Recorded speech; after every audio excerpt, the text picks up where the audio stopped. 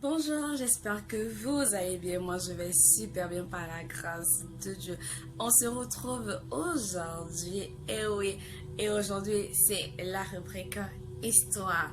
Une histoire dans laquelle on va parler de deux amoureux du nom de Merveille et de Raymond. Donc, c'est parti dans l'histoire de Merveille et de Raymond.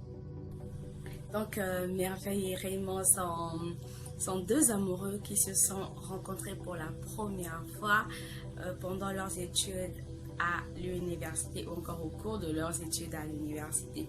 Les deux se sont vraiment aimés et Raymond avait remarqué Merveille à cause de son habillement parce que elle s'habillait super bien. Elle était trop waouh quand elle s'habillait et ça avait attiré Raymond. C'est ce qui avait plu à Raymond. Vous savez, parce que avant d'être amoureux, en fait, il faut d'abord que la personne nous plaise. Donc c'est d'abord ça la première chose. Donc, Raymond était attiré, mais vraiment attiré par Merveille parce que Merveille s'habillait super bien. Merveille était toujours au top, mais vraiment, elle était classe. Une vraie universitaire, elle s'habillait super bien. Donc, ça plaisait vraiment à Raymond parce que Raymond venait d'abord d'une famille respectable. Donc, il ne voulait pas, en fait, avoir une fille voilà, qui s'habille un peu bizarrement, qui laisse un peu son corps dehors et tout. Ça ne lui plaisait pas. Donc, vous savez, surtout à l'université, les jeunes filles, bon, elles s'habillent vraiment... Voilà, une parenthèse, vous savez ce que je veux dire. Alors que elle s'habillait super bien. Elle s'habillait vraiment décemment. Et après, l'amour a grandi, ils ont fini leurs études. Raymond a trouvé du travail et ils ont décidé de se marier. Donc, à cette époque-là, Merveille était chrétienne. Raymond aussi était un chrétien. Voilà, des chrétiens normaux, mais des chrétiens en fait simples qui ne sont pas, comment je peux dire, qui ne sont pas trop ancrés à 100% dans la religion, mais qui savent quand même que Dieu existe. Ils craignent Dieu, ils vont à l'église et puis ça va. Donc leur mariage a évolué comme ça, tout se passait à merveille. Et puis, par la grâce de Dieu, Raymond devient directeur dans une entreprise. Donc c'était une joie à la maison, c'était vraiment une joie à la maison parce que attends, mon mari change de poste et tout, ça devient trop chic et tout. Donc après, on commence à l'inviter à plusieurs soirées parce que quand tu es directeur, quand la société organise une soirée, ben, tu ne manques pas, tu dois être là. Et quand il fallait qu'il se présente avec Merveille à la soirée, c'est là où en fait survient un problème. Donc quelques années avant que Raymond devienne directeur de cette entreprise-là, Merveille avait fait la connaissance d'une amie qui était chrétienne dans une certaine religion. Donc, dans cette religion-là, vraiment, tout est interdit. Mais vraiment, tout est interdit. Donc, Merveille, en allant à tout moment, ben, elle a pris goût et elle a commencé en fait à se comporter comme les filles de cette religion-là. Donc, Merveille avait abandonné tout ce qu'elle avait, surtout comme vêtements. Donc, elle s'habille plus bien, elle n'avait plus de beaux habits. Donc, c'était un peu ce qu'elle portait, en fait, faisait d'elle d'une femme délaissée. Parce qu'il n'y avait plus, en fait, cette valeur-là. Il n'y avait plus, en fait, cette beauté-là qu'elle avait avant. Parce que là, maintenant, ben, c'était vraiment grave. Et pour Raymond, c'est comme s'il avait affaire à une vieille femme, en fait, à la maison. Alors qu'il avait posé une très belle femme. Merveille était une très belle femme. Donc, quand il partait pendant les fêtes ou encore les cérémonies, en fait, il n'aimait plus sortir avec sa femme parce que lui, c'était un jeune qui s'habillait super bien. Mais quand il fallait partir avec la femme, ce que la femme portait ne lui plaisait pas parce que en fait c'était pas beau à voir en fait, c'était comme si elle était malade, comme si elle était pâle, comme si elle avait un problème et tout. C'était devenu trop bizarre. Et voilà, les problèmes ont commencé à naître dans leur couple, ils ont commencé à se discuter. Merveille a commencé à prendre les choses autrement. Pour Merveille, c'était que Raymond avait eu une autre femme. Voilà pourquoi il voulait pas en fait l'emmener aux soirées du travail ou encore quand il y avait une cérémonie. Voilà pourquoi il ne voulait pas partir avec lui. Alors que c'est pas ça en fait. Pour Raymond, j'ai épousé une femme qui s'habille bien.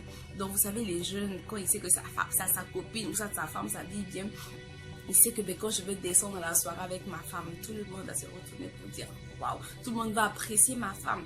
Parce que ma femme, non seulement s'habille décemment, elle est propre, elle est jolie. Mais alors que ce que Merveille était devenue, c'était carrément le contraire de ce qu'elle était avant.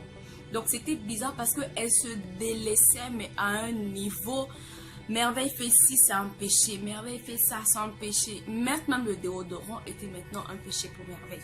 Non, je ne peux pas mettre le déodorant parce que c'est un péché. Non, je ne peux pas mettre le parfum parce que c'est un péché. Il manquait plus qu'elle dise que même se brosser, c'est un péché. Donc, ça décevait vraiment Merveille et quand ça décevait vraiment, pardon, Raymond. Et quand Raymond essayait en fait de lui parler pour lui faire entendre raison, il voulait rien savoir. Il disait juste que tu devais comme un antichrist et tout. Moi, je ne veux pas faire ça parce que Dieu interdit ci, parce que Dieu interdit ça. Voilà pourquoi je ne veux pas le faire. Mais toi, vraiment, tu exagères. Tu ne veux pas respecter ce que Dieu demande qu'on puisse faire. Raymond dit, mais jusqu'au déodorant, tu n'arrives même plus à te parfumer. Mais c'est maintenant difficile. C'est maintenant compliqué. Et comme ça, là, moi, je veux t'emmener en fait à une cérémonie. Moi, je suis directeur. Mais quand on voit ma femme, qu'est-ce qu'on dira? On pourra dire que c'est moi qui ne m'occupe pas de ma femme. C'est peut-être moi qui n'achète pas en fait les vêtements qu'il faut à ma femme. Ou c'est peut-être moi qui suis égoïste. Alors que rien ne te manque. C'est parce que tu es entré dans une religion où on t'a complètement transformé. Tu n'es plus la même. Et moi, si je m'étais approchée de toi avant, mais c'est parce que tu t'habillais bien, tu t'habillais décemment aussi. Et puis avec le temps, je t'ai aimé. Et tout, c'est pas que je t'aime pour ton habillement et tout. Je t'aime, voilà pourquoi je suis avec toi. Mais seulement pendant les fêtes et tout, je peux pas t'emmener parce que tu ne ressembles à rien. Tu ressembles à une personne qui est malade. Tu ressembles à une personne vraiment qui est peut-être dans la souffrance et tout. Tu ne rayonnes pas. Moi, je pense que pour un enfant de Dieu aussi, tu as pu la rayonner parce que de la manière que tu as changé, on va se dire, mais c'est comme si ça n'allait plus. C'est comme si rien ne marchait chez nous. Et moi, je veux pas que les gens aient cette impression-là parce que je suis un directeur. Je dois faire bonne impression. Ce que Merveille ne voulait pas du tout comprendre. Parce que tellement elle avait inculqué des choses dans la tête, dans sa nouvelle religion-là, que pour Merveille, en fait, tout devenait péché. Fais ça, c'est un péché. Va là-bas, c'est un péché. Dis ça, c'est un péché. Va à gauche, c'est un péché. Donc, ça a créé beaucoup de problèmes dans leur relation. Et ça vexait vraiment Raymond parce que il était obligé de partir dans les cérémonies seul sans sa femme parce que sa femme, en tout cas, elle en faisait trop. La femme en faisait vraiment trop. Et bon, Merveille, ça lui faisait mal aussi. Mais vu qu'on l'avait tellement inculqué des choses dans la tête, donc elle n'y pouvait rien en fait. Elle ne pouvait en fait rien faire. C'était ça ou rien. Donc le couple n'était plus heureux comme avant parce que à la moindre sortie, il y avait des problèmes. À la moindre occasion, ils se disputaient. Même quand Raymond faisait une remarque même à la maison et tout, comment ce qu'elle était, il y avait des problèmes. Donc le couple n'allait plus bien comme avant. Donc c'était là l'histoire de Raymond et de Merveille. Donc aujourd'hui, le conseil que je veux donner, c'est quoi? Mesdames, je dis toujours que quand on est marié, la guerre n'est pas finie. Tu t'es marié, tu as juste gagné la bataille. La vraie guerre, c'est dans le foyer. Parce que ta façon d'être peut pousser ton mari en fait à aller voir ailleurs. Je vous rappelle que l'homme vous a épousé parce que vous n'êtes pas sa soeur, parce que vous êtes sa femme. Et vu que vous êtes sa femme, vous êtes censé attirer votre mari H24. Vous êtes censé lui plaire à tout moment. Donc arrêtez un peu de vous délaisser parce que maintenant vous êtes marié et voilà, vous ne devez plus attirer votre mari parce que vous l'avez déjà eu. Non. Non, non, non, non, non. C'est dans le mariage même qu'il faut vraiment montrer à l'homme que la personne que tu as épousée était digne d'être ta femme. Parce que à partir d'aujourd'hui jusqu'à la fin, elle sera toujours cette femme-là que tu as connue, jolie, propre, attirante et tout. Ne changez pas d'un coup parce que vous êtes marié ou ne changez pas d'un coup à cause d'une quelconque religion. Mettre le parfum déjà, ce n'est pas un péché. Je ne vois pas un verset dans la Bible où on a écrit que mettre le déodorant est un péché. Se laver avec le bain de douche, je ne vois pas un endroit dans la Bible où c'est écrit que c'est un péché. Donc, mesdames, arrêtez d'exagérer un peu, arrêtez d'en faire un peu trop. Il y a des choses qu'on peut vous dire à l'église, mais si ça va pas, ben, tu te rends compte que ça va parce que tu as la Bible à la maison, tu lis la Bible. Tu n'as pas besoin de dire amen à tout ce que tu vas dire, à tout ce que, pardon, le pasteur va dire ou encore le prêtre va prêcher. Tu n'as pas besoin de dire oui, oui, oui, d'accepter tout à tout moment. Parce que tu as ta Bible à la maison et en plus, le Saint-Esprit est disponible. S'il y a quelque chose qui te tracasse, mais prie, rentre en jeûne, rentre en prière. Plus tu vas demander, plus et tu vas recevoir une réponse. L'Éternel dit quoi? Demandez et je vous donnerai. Donc si tu demandes à Dieu de te montrer ce qu'il faut, ben, il va te donner une réponse à ta question. Et aussi, dans la Bible, on n'a pas en fait interdit à la femme d'être propre ou de bien s'habiller, de s'habiller normalement. On ne l'a pas interdit. La Bible nous demande de nous habiller décemment. S'habiller décemment, c'est quoi? C'est de mettre un vêtement qui ne peut pas être une occasion de chute pour ton prochain. Donc, par exemple, avec cette robe-là, je ne peux pas être une occasion de chute pour mon prochain parce que rien n'est dehors en fait. Parce que mon habit est décent, mes seins ne sont pas dehors, mon ventre n'est pas dehors, mes fesses ne sont pas dehors, excusez-moi du terme, mais rien n'est dehors. Donc du coup, je ne peux pas être en fait une occasion de chute pour mon prochain. C'est ça, s'habiller décemment, couvrir son corps, son corps de telle sorte que le prochain qui va te voir en fait ne puisse pas pécher mentalement, qu'il ne puisse pas imaginer en train de faire des choses bizarres avec toi parce que tu t'es mal habillé. C'est ça en fait, s'habiller décemment, donc à ne pas confondre en fait et s'habiller comme une vieille femme à la maison. Non, tu peux t'habiller comme une jeune fille et en fait être décente dans ton habillement. Donc mesdames, arrêtez en fait d'exagérer. Arrêtez d'extrapoler aussi la parole de Dieu parce que en faisant ça, ceux-là qui ne sont pas encore venus à Christ ne viendront pas parce qu'ils vont se dire que bon, de nature je suis appelée à être propre, mais comme ça comment je vais faire? Donc votre Jésus là vraiment c'est pas la peine parce qu'il va me changer, je ne vais plus ressembler à rien, je serai pâle. Non, c'est pas ce que le Seigneur veut pour nous.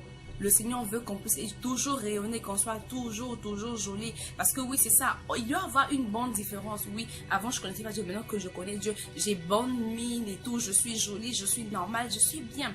Ça ne doit pas être le contraire de avant, étant païenne, pardon, j'étais vilaine. Et j'étais jolie, pardon. Et maintenant que je connais le Seigneur, je suis genre...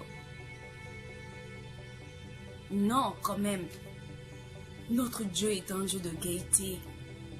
Notre Dieu est un Dieu qui te fait rayonner. Il y a un changement positif quand tu connais la personne du Seigneur. Quand tu viens à Jésus, il te lave, il te transforme et tu brilles. C'est ça en fait. Donc aujourd'hui, après, dans la suite de ma vidéo, je veux un peu vous montrer en fait c'est quoi s'habiller décemment. On peut rester jolie et être décente dans notre habillement. Donc je veux vous montrer ça dans la suite de la vidéo. Donc c'est parti.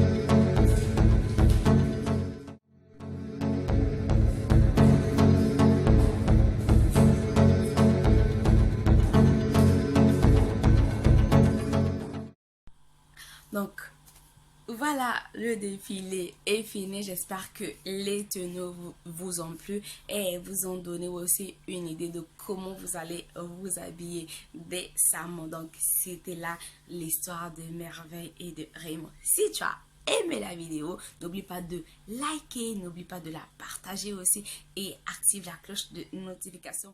Moi, je vous dis ciao!